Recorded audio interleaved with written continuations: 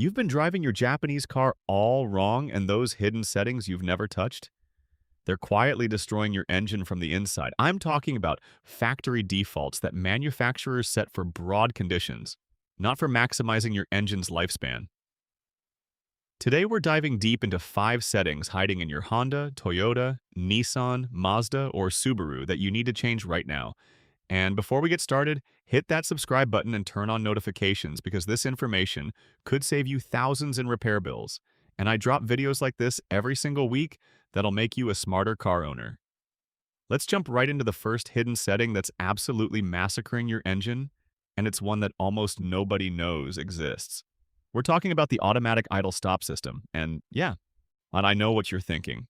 You've heard it saves fuel, and it's eco-friendly and all that marketing nonsense. But here's what the manufacturers don't tell you. Every single time your engine stops and restarts, you're creating the same wear and tear as driving your car for dozens of miles. Think about it. When you're sitting at a red light and your engine cuts off, then fires back up when you release the brake, that startup moment is when the vast majority of engine wear occurs. Your oil hasn't been circulating, the pressure drops, and critical components are running without proper lubrication for those crucial first seconds. Japanese cars are absolutely loaded with this technology now. Honda put it in the CR-V, Accord, and Civic models starting around 2016. Toyota integrated it into the Camry, RAV4, and Corolla. But Nissan has it in the Altima and Rogue. The problem is even worse than you think, because we're not talking about 1 or 2 starts per day like a normal driving pattern. If you're in city traffic, your engine could be stopping and starting 15, 20, maybe 30 times in a single trip to work. That's hundreds of extra start cycles per week, thousands per month, each one grinding away at your starter motor, your flywheel, your battery, and most critically, creating metal-on-metal contact in your engine before the oil pressure builds back up. The engineers who designed these systems will tell you they've reinforced the starter motors and used special bearings, and sure, maybe that's true. But they're designing for the warranty period, not for you to keep this car for 15 years and 300,000 miles. Well, they want it to last just long enough, then they want you back in the dealership buying a new one. Here's what you need to do. Every Japanese car with this system has a disable button, usually near the gear shift or on the dashboard. It typically looks like an A with a circle and a line through it. You have to press it every single time you start your car because the system resets to on by default. Yes, it's annoying. Yes, you'll use slightly more fuel. But you know what's more annoying and expensive? Replacing your starter motor at 60,000 miles instead of 200,000. Or worse, dealing with premature engine wear because your bearings have been running dry thousands of extra times. Now let's move to the second hidden setting, and this one's going to surprise you because it sounds like it should be good for your engine. Well, we're talking about the Eco Mode, or economy driving mode that's built into almost every modern Japanese vehicle. You've got Eco Mode in Toyotas, Econ button in Hondas, Eco Indicator in Nissans. They all work basically the same way. When you activate these modes, the car's computer changes how your engine responds to your throttle input, how your transmission shifts, and how aggressive your climate control system runs. Sounds smart, right? Save some gas, help the environment. What could go wrong? Here's the problem. These eco modes achieve fuel savings by keeping your engine in the lowest possible RPM range for as long as possible. Your transmission shifts up earlier and stays in higher gears. Your throttle response gets dulled, so you can't accelerate as quickly.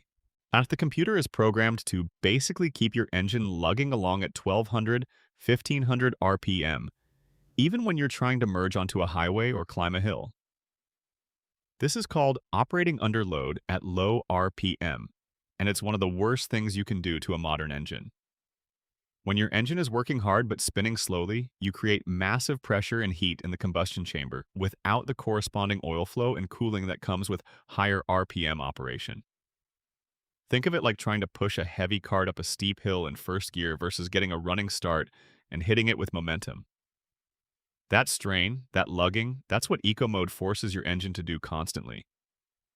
You're creating excessive carbon buildup on your intake valves, and especially if you have a direct injection engine, which most modern Japanese cars do.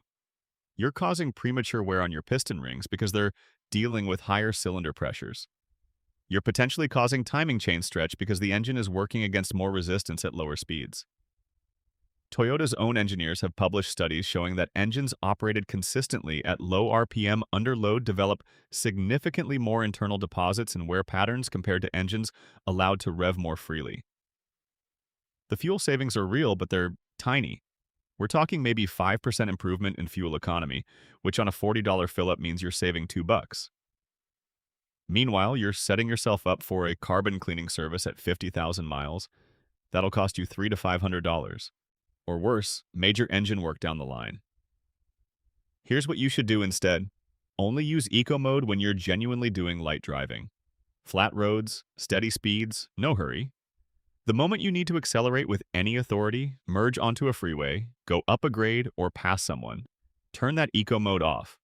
Let your engine reverence, let it breathe. Higher RPM with less load is always better for engine longevity than lower RPM with more load. Your engine was designed with a power band for a reason, and keeping it artificially restricted in the name of saving pennies on gas is a false economy that'll cost you dollars in repairs. The third hidden setting is going to make some of you angry because it's convenient and it came standard on your car, so you figure it must be fine. We're talking about remote start systems, especially the ones integrated into your key fob or smartphone app. Toyota has Remote Connect, Honda has Honda Link, Nissan has Nissan Connect with Remote Engine Start. These systems let you fire up your car from inside your house, get the heat or AC running, and walk out to a comfortable cabin. Sounds perfect, especially if you live somewhere with extreme weather. So what's the problem? The problem is that these remote start systems are programmed to idle your engine without any load, often for extended periods, and frequently in conditions where the engine never reaches proper operating temperature. When you remote start your car on a cold winter morning, that engine is going to sit there and idle for 5, 10, maybe 15 minutes while you finish your coffee and get your stuff together. During that entire time, that your engine is running rich, meaning it's injecting extra fuel to compensate for the cold temperatures. That excess fuel washes down your cylinder walls, diluting your oil and stripping away the protective film that keeps your pistons and rings from grinding against bare metal. You're also creating massive amounts of moisture and condensation inside your engine and exhaust system that never fully evaporates because the engine isn't working hard enough to generate real heat. Here's something most people don't know. An engine doesn't reach proper operating temperature just from idling. You need load. You need to actually drive it. The heat generated from combustion under load is what brings your coolant, your oil, and your entire engine block up to that optimal temperature where everything expands to the right tolerances and operates as designed. When you remote start and let your car idle, you might see the temperature gauge start to climb, but your oil temperature is still way down.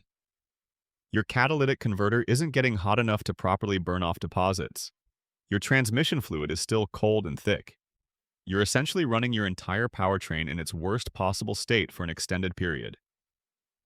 Japanese engines, particularly modern ones with tighter tolerances and thinner oil formulations, are especially vulnerable to this kind of cold idling. Toyota's D4S engines, Honda's turbocharged motors, Nissan's variable compression engines, they all rely on reaching and maintaining proper operating temperature to function correctly. There's also the oil dilution problem with remote start that's become epidemic with newer cars. If you've been following automotive news, you know Honda had a massive problem with oil dilution in their 1.5 turbo engines, particularly in cold climates.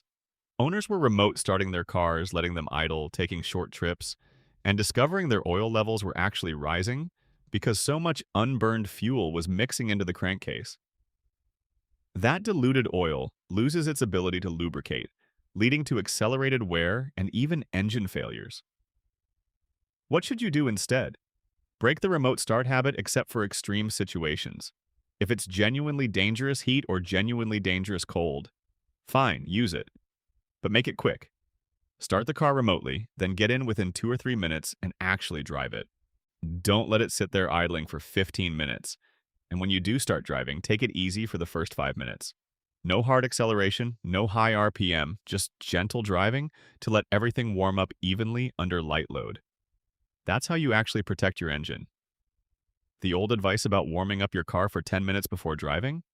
That was for carbureted engines from the 1970s. Modern fuel-injected Japanese engines are designed to be driven within 30 seconds of starting. and they'll warm up faster and healthier that way than sitting in your driveway pumping unburned fuel into the oil pan. Now for the fourth hidden setting, and this one lives inside your infotainment system where most people never think to look. But we're talking about the maintenance reminder system and specifically how it calculates your oil change intervals. Every modern Japanese car has an oil life monitor that tracks your driving conditions and tells you when to change your oil. Toyota calls it the oil change reminder, Honda has the oil life percentage system, Nissan uses a service interval system. These all sound great in theory because they're supposed to be smarter than the old 3,000-mile rule, right? They monitor your actual driving and adapt. Except here's what they don't tell you. These systems are programmed by the manufacturer to maximize the interval between oil changes, not to maximize your engine life. There's a huge difference. And the car companies want to advertise 10,000-mile service intervals because it makes their cost of ownership look lower than competitors. They want to say their cars need less maintenance. So they program these monitors with algorithms that'll stretch your oil as far as possible while still keeping the engine alive through the warranty period. After that, not their problem. You also need to understand that these oil life monitors don't actually test your oil. They're not measuring contamination or breakdown. They're just running calculations based on engine temperature, RPM, number of starts, and sometimes ambient temperature. They're making educated guesses, and those guesses are biased toward longer intervals. Here's where it gets really problematic for engine longevity. If you do a lot of short trips, a lot of city driving, a lot of cold starts, your oil is degrading much faster than the monitor thinks. You're accumulating fuel contamination, moisture, combustion byproducts, and your oil is breaking down, even though the monitor might still show 50 or 60% life remaining. Japanese engines with direct injection are particularly vulnerable because fuel can get past the rings more easily, and there's no port injection to help keep things clean. Turbocharged engines are even worse because the turbo creates additional heat and stress. If you've got a Honda with the 1.5 or 2.0 turbo, a Mazda with the 2.5 turbo, or a Subaru with any of their turbo engines, that oil is working way harder than in a naturally aspirated motor.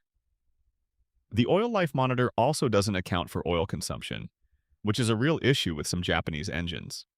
Toyota's 2AR-FE engine is known to consume oil. So are certain Subaru engines. If you're burning or leaking oil and you're just topping it off, you might think you're fine because you're adding fresh oil. But that fresh oil is mixing with old degraded oil, and the contamination stays in there. The monitor has no idea this is happening. It just counts miles and starts, and figures you're good until it hits the programmed threshold. What you need to do is this. Ignore what the monitor says and change your oil based on actual conditions. If you're doing mostly highway miles in moderate temperatures, you can probably safely go to 7,000 or 8,000 miles with quality synthetic oil. But if you're doing city driving, short trips, extreme temperatures, or you have a turbocharged engine, cut that in half.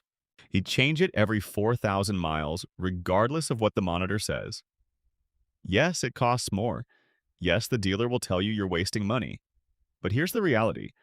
Oil is the cheapest insurance you can buy for your engine. A $50 oil change versus a $5,000 engine rebuild? That's not even a question. Go into your vehicle settings and manually reset the oil life monitor when you do your changes so it doesn't start nagging you, but don't let it dictate your service schedule. The engineers who designed your engine would change their oil more frequently than the marketing department programmed that monitor to tell you. That should tell you everything you need to know. The fifth and final hidden setting is the most insidious because it's actually marketed as a performance feature. And enthusiasts often turn it on, thinking they're doing something good for their car. We're talking about Sport Mode or Sport Sharp Mode in Japanese vehicles.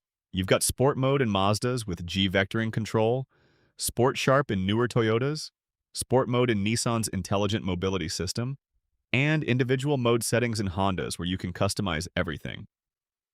These modes change your throttle response, transmission shift points, steering weight, and sometimes even suspension settings. They make the car feel more aggressive and responsive.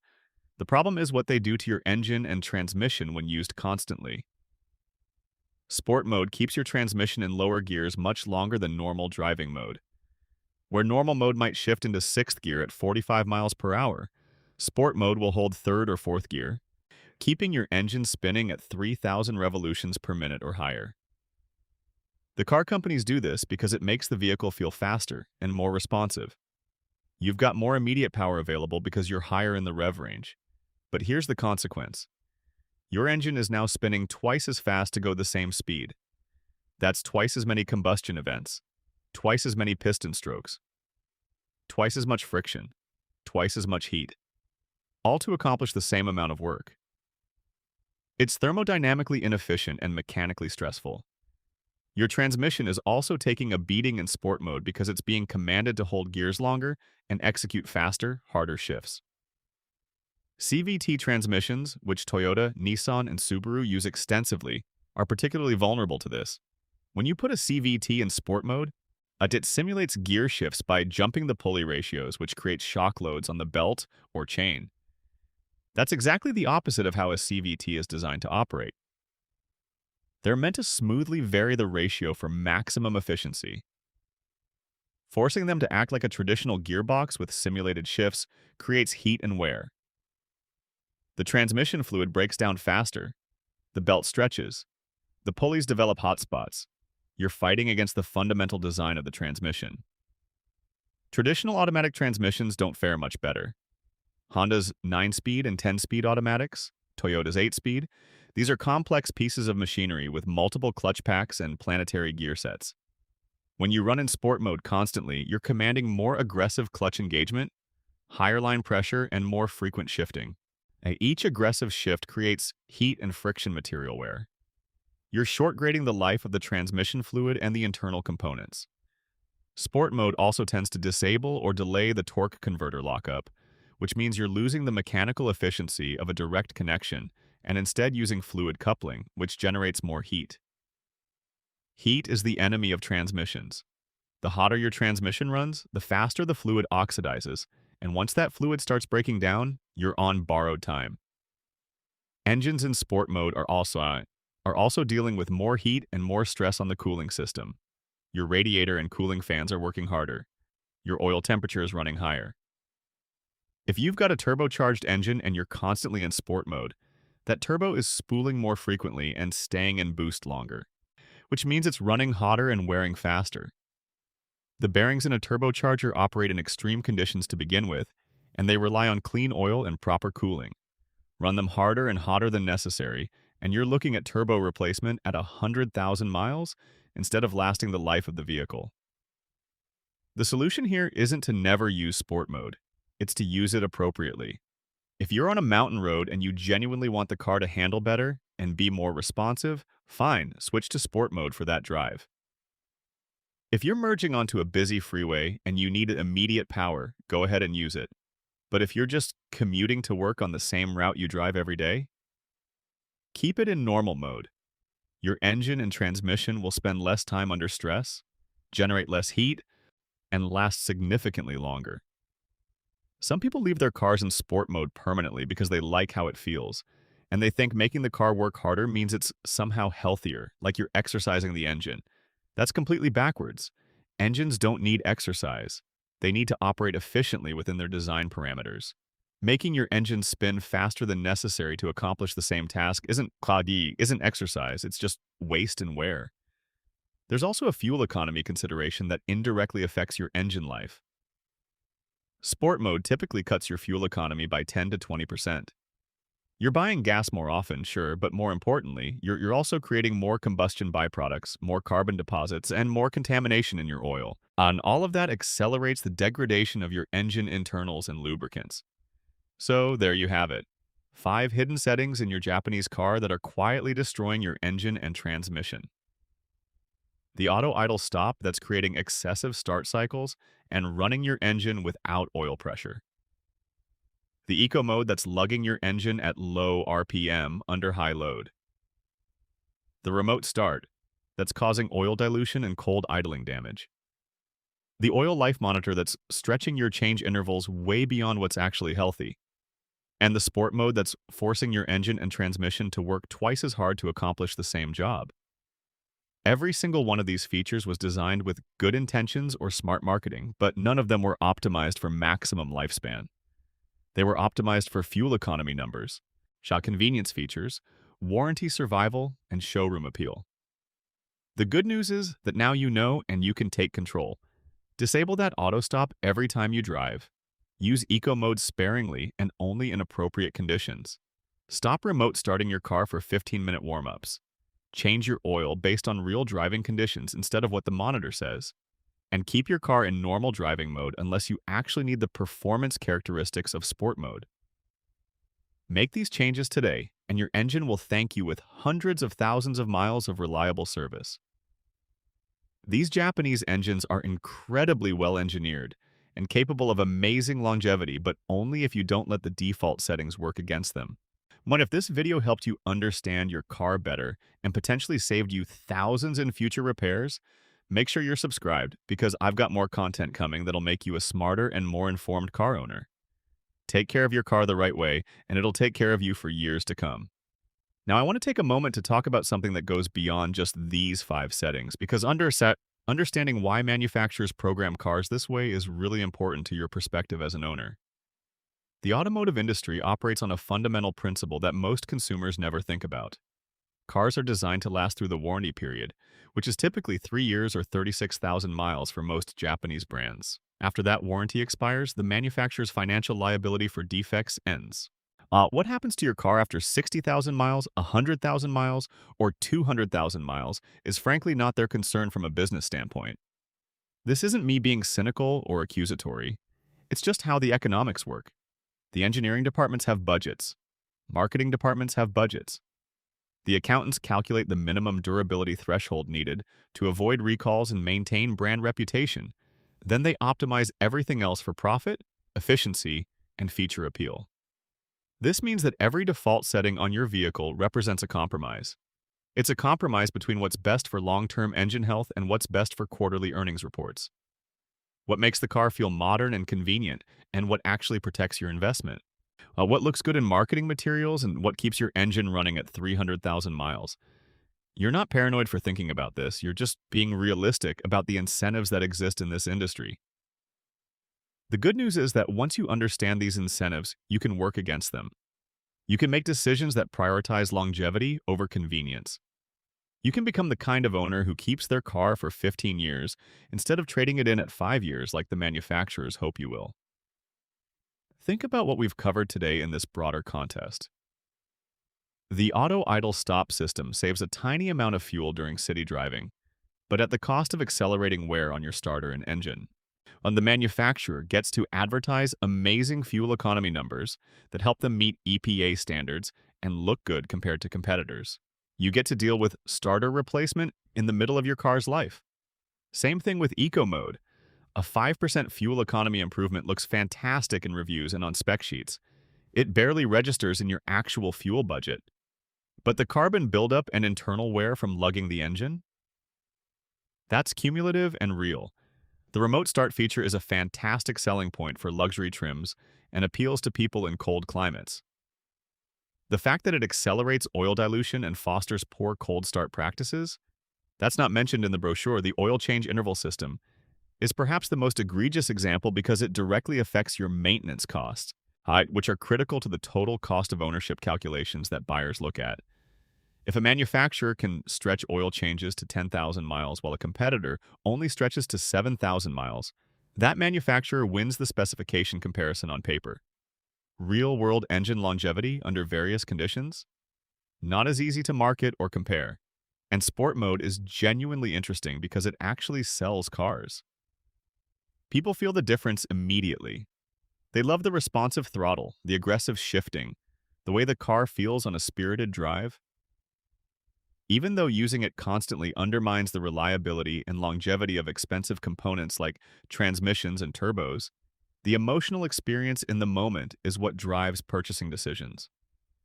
None of this is hidden malice or intentional sabotage, as it's just the natural result of competing in a market where durability beyond the warranty period isn't a major selling point. Most people don't keep their cars long enough for these decisions to matter to them.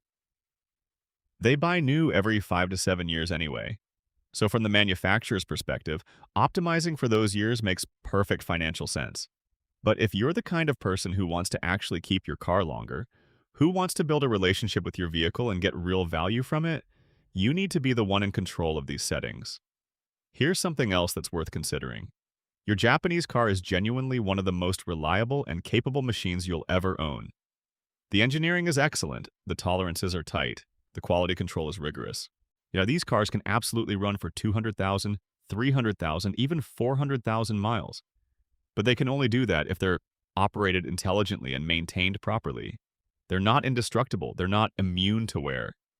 They just have enormous potential for longevity if you respect that potential. By taking control of these settings, you're not fighting against your car. You're actually partnering with it. You're saying, I understand what you're designed to do, and I'm going to let you do it in a way that serves both of us. Think of it this way. Your engine has an optimal operating window. It wants to run at certain temperatures, certain RPM ranges, with adequate load, and with properly warmed fluids. Your transmission wants to shift smoothly and efficiently without shock loads. But your turbo wants to spool gradually with adequate cooling. These aren't restrictions or limitations. They're the actual design parameters that engineers spent thousands of hours optimizing. When you fight against those parameters by using eco mode on the highway or sport mode for your daily commute or remote starting and idling for 15 minutes, you're not getting any real benefit. You're just adding stress. You're taking a machine that was designed for elegance and efficiency and forcing it to work against its own design. The changes I've outlined today don't require any mechanical knowledge or special tools. You don't need to void your warranty or do anything risky. You just need to understand what each setting actually does and make conscious decisions about when and how to use them. Like you need to be willing to invest $50 in an oil change when the monitor tells you you've got 30% life remaining because you understand that $50 now beats $5,000 in engine work later. You need to be willing to press a button every time you get in your car to disable auto stop because you understand that 30 seconds of annoyance beats a starter replacement at 60,000 miles. You need to resist the convenience of remote start and actually drive your car normally, so the oil temperatures reach their proper operating point. This is what intelligent car ownership looks like in the modern era. It's understanding that your car is an investment, not just a possession.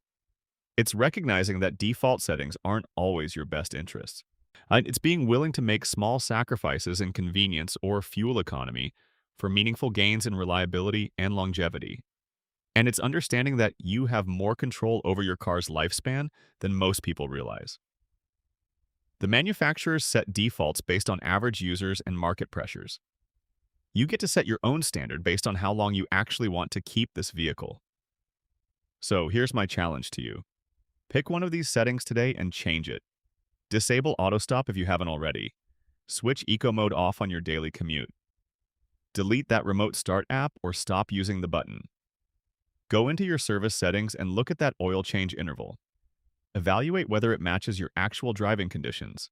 Switch sport mode off and keep your car in normal mode. Pick one today, make that change, and notice the difference.